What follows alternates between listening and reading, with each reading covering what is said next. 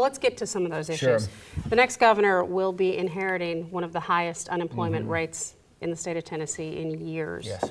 Specifically, you've talked about creating and keeping jobs. How do you plan to do that? You know, I'm really glad you started there, because when I talk with people, that's where everybody, or not everybody, but most people start, is a real concern about jobs and the future for them, for their children, their grandchildren. And people want to know, I love Tennessee, I love living here. I'm hoping I have a good reason to stay here occupation-wise.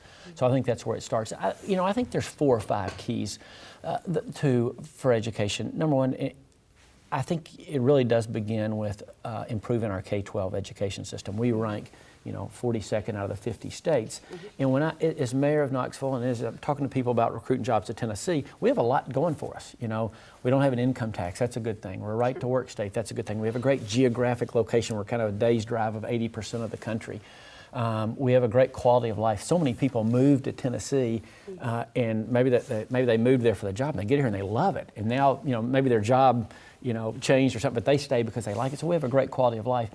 The one thing that I think handicaps us some in bringing those jobs into the state is people say, gosh, if that's where you rank in education, can I get the trained workforce I need, and will my children have the training I need? So it has to start there. The best economic development program is education. That's a long-term answer. I mean, that's not, we don't fix that tomorrow, but that's true. I think, secondly, we have to work to keep Tennessee a very business-friendly environment. Jobs can go anywhere. We've proven that. They can go overseas, they can go to other states, and we're competing not just with other states that are our neighbors, we're states all over the country, and people from countries overseas. The key thing is, like I said, to make certain that we keep that business-friendly environment of having a low tax, working to make certain that any regulations we have are reasonable, and that when we're working with businesses, we see that businesses are like customers to us. That they can, if I own a dry cleaning business, nobody has to come to my dry cleaner. They can go somewhere else, and you decide every day where you're going to go to the grocery store, where you're going to have your hair cut, whatever. States are the same way. People can choose where they are, and we have to set up an environment where people want to choose us. And one of the things I've talked a lot about as a mayor is being customer friendly as a city. Our citizens, don't think of them just as citizens, think of them as customers, and we're having to earn their loyalty every day, and we need to do that as a business as well. I think the third, so those are 2 basics, but they're both kind of long-term answers in terms of what do we need to be, when you walk in that governor's office the first day, you need to be thinking, how am I going to get more jobs here in Tennessee soon, because the pressure is right now. I think the third idea because of that would be, I think we're planning on setting up an online, unified jobs clearinghouse, to where jobs statewide would be listed with the relevant experience and education needed. A fair question might be, well, there's already lots of job sites out there. What can the state bring to the party? Here's what I think we can do is we can say, okay, if for XYZ job, here is the education that's required for that. And if you're, living in Gallatin or wherever and you're applying for that, you can see, well, not only here's what's required for that, but here's a pathway for you to get the training and education needed. So directly connecting the requirements for what that is. Fourth thing is, jobs are created today on a regional basis, and we need to have regional strategies for bringing those jobs in. In Knoxville, one of the things we started was a program called Jobs Now, where we didn't just start going out to the city of Knoxville and recruit. We realized all of our neighboring counties are part of that mix as well. And so I think the regional approach is really critical, and we have to realize as a state, the needs are different all across the state. The needs, even in rural areas in Northeast Tennessee versus West Tennessee, are very different. Memphis is a different city than Chattanooga, different than Kingsport. And you have to have a specific regional strategy. And one of the things we would do is have regional committees made up of local economic development folks, local business people, local education people, saying, what can we do specifically in our area? The fifth thing is this: market to your assets. You can worry all the time about what you don't have, but you can really market the strengths that you do have. And we have plenty of strengths in Tennessee. And the example I give all the time is being the mayor of Knoxville. We have, UT Knoxville, a research institution based there.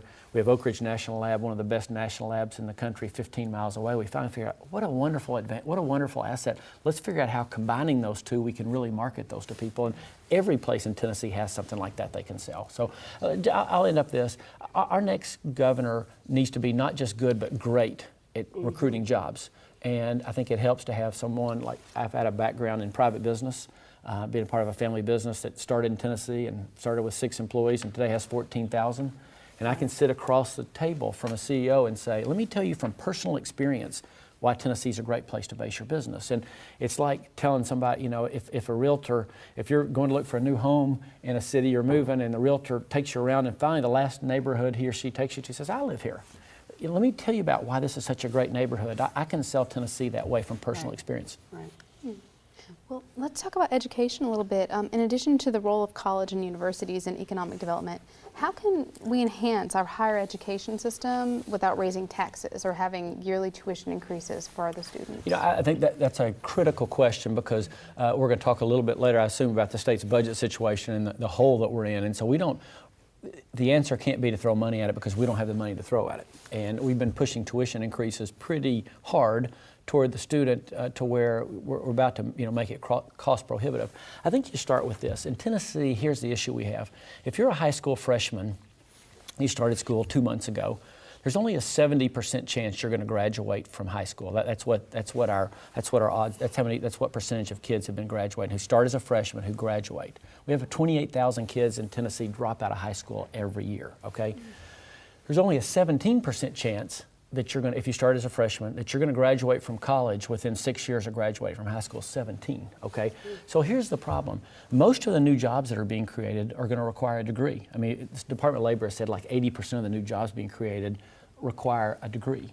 Okay, you see the train wreck that's getting ready to happen. Obviously, when we have such a small percentage of our population, so we really have to redesign it. Well, how do you redesign that in an effective way? You know, there's been a whole lot of discussion about higher ed and structure and should we have 2 different boards and THEC and all this. But my point would be this: you have to start with the mission. The mission is to have more people in Tennessee achieve degrees, and what can be each institution's role in making that happen, from our technical schools to our community colleges to our 4-year research institutions and everything. One of those key pieces has to be the community college piece. I mean, if you think about just numbers-wise and how we do it, the community colleges like Ball State and others are uniquely set up to handle the increased number of people that we need. We don't increase our graduation numbers by lowering our standards. It's just the opposite. We increase it, though, by showing people the pathway to get there. And the best vehicle, I think, is, like I said, this network we have of community colleges across the country, across the state, for a lot of reasons. One, it's a more economical choice for many students, and quite frankly, it's more economical for the state. You know, if we look at the cost to educate students, this is a great way to increase those numbers. So we face a lot of challenges. I say we begin by defining the mission of each institution, and then deciding what the governance is going to look like. There's a lot of conversations about boards of directors and how many we should have and all that. You know, I don't know of any business that you define how you're going to run it before you reorganize it. We need to reorganize according to mission, and then we'll decide how we govern it.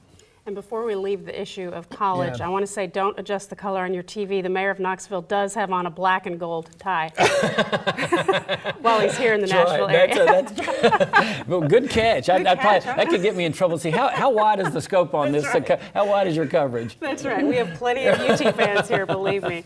Well, you've outlined, and I see I got myself off base here, 5 priorities for education reform.